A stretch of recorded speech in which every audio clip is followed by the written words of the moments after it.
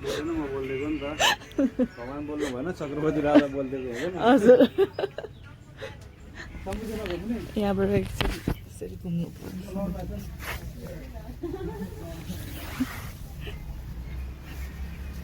मैले एकचोटि चाहिँ अगाडि नै घुमिसकेँ यो मेरो सेकेन्ड टाइम हो म पनि 3 चोटि घुम्छु गणेश भगवान्ले 3 चोटि घुम्नु भयो अरे हजुर मलाई होला के बोल्दा बोल्दा नि हातै जाने के मान्छेलाई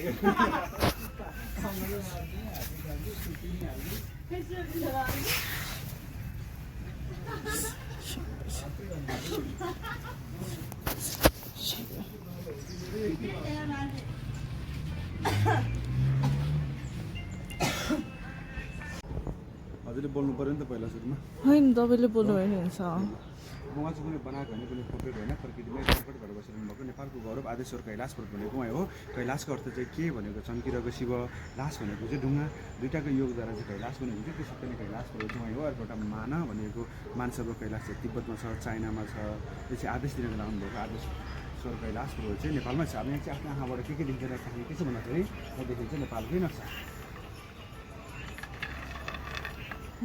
माथिकोलाई हिमाली भेग भन्छ त्यो पाहाडी भाग भन्छ तराई फाँट भन्छ यो हात्तीको आँखा भयो यो हात्तीको सुँड भयो यो हात्तीको मुख भयो यो हात्तीको कान भयो यति हेर्ने आदि टाउको हात्तीको तपाईँले देखिन्छ हात्तीको आदि टाउको भन्ने नै गणेश भगवान्को टाउको देख्नु गणेश भगवान्ले चाहिँ स्वर्ग लुकाएर राख्नुभएको छ आरक्षी लिएर राख्नुभएको छ र दाङ सटा विष्णु भएको छ माता पार्वती दाङ सटा विष्णु भएको छ पिता महादेवको शिवजीको जट्टा भयो शिवजीको घाँटी भयो शिवजीको हात भयो शिवजीको मुख भयो शिवजीको आँखा भयो शिवजीको आदिफेस भयो पार्वतीको आदिफेस भयो शिवजीको खुट्टा भयो पार्वतीको खुट्टा भयो उहाँको नाम छ अर्धनारीश्वर आदिशक्ति मम्मश्वर गौरीशङ्कर शिव पार्वती धेरै नामहरू छ अब यहाँ गणेश भगवान बसिरहनु भएको छ मुसामाथि उहाँको बान्छ मुसा हो सानो मुसा यहाँ छ ठुलो मुसा यहाँ छ यहाँ चाहिँ गणेशको भाइ कार्तिक कुमार बसिरहनु भएको छ अब यहाँ हुनुहुन्छ शेषनाग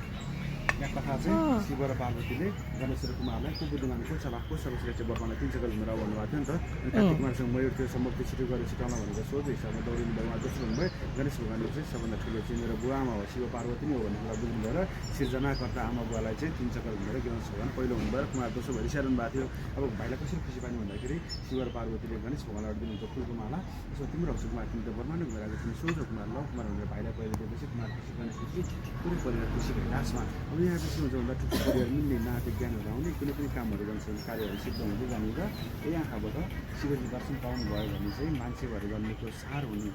असार भइरहेको छ भने डक्टर भएर पनि इन्जिनियर भएर पनि असार भइरहेछ पाइलट भएर पनि असार भइरहेछ वैज्ञानिक भएर पनि असार भइरहेछ भने राजा भएर पनि असार भइरहेछ प्रजा भएर पनि असार भइरहेछ नेता जनता जेसुकै भएर मानव भएर असार भइरहेछ भने यो कैलाशपर्वतमा शिवजी दर्शन पाएपछि सार पाउने कैलाशपर्वत भनेको पनि